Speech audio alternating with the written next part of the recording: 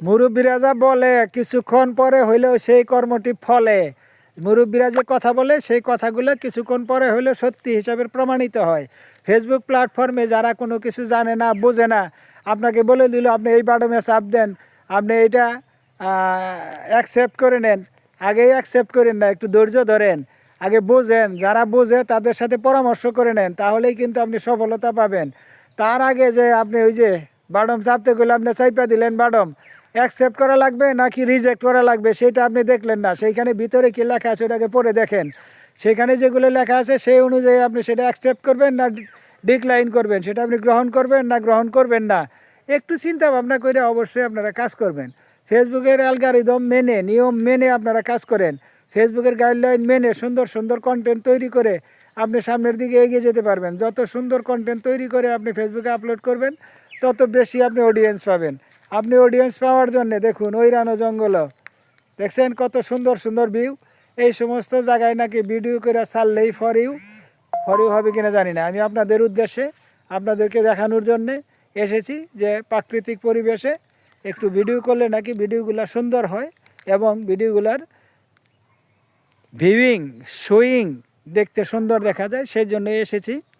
আপনারা অবশ্যই মনোযোগ সহকারে কথাগুলো শুনবেন, একটু মানার জন্য চেষ্টা করবেন। এখন কথাগুলো যদি ভালো লাগে মানবেন, কথাগুলো যদি আমার ভালো না লাগে, পছন্দ যদি না হয়, যদি মনে করেন না এটা ফেসবুকের গাইডলাইন না, ফেসবুকের নিয়ম অনুযায়ী সে বলে না, তাহলে আপনি কথাগুলো মানার দরকার নেই।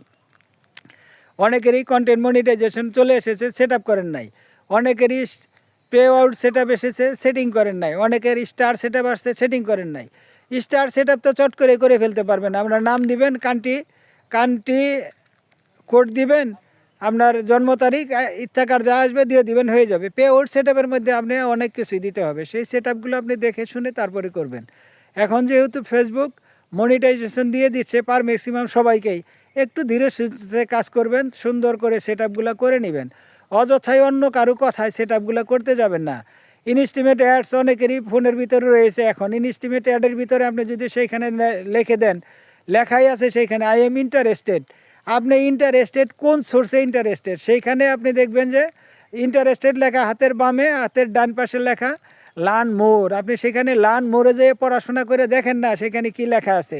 প্রথমে লেখা আছে আপনার জিমেল চাবে, তারপরে লেখা থাকবে আপনি ফেসবুক আইডির যে লিঙ্ক আছে লিঙ্কটি দিবেন, তারপরে আপনি লিখবেন সেখানে যে আপনি আরও কোনো সোশ্যাল মিডিয়ার অ্যাকাউন্ট আছে কি না। যদি অ্যাকাউন্ট থাকে তাহলে ইয়েস দিবেন, আর যদি না থাকে তাহলে নো দিবেন। এভাবে যখন আপনি দিয়ে সেইখানেও কিন্তু সাবমিটের অপশন আছে, সেই সাবমিটে যখন সাবমিট দিবেন তখনই I am interested eighty submit হয়ে যাবে।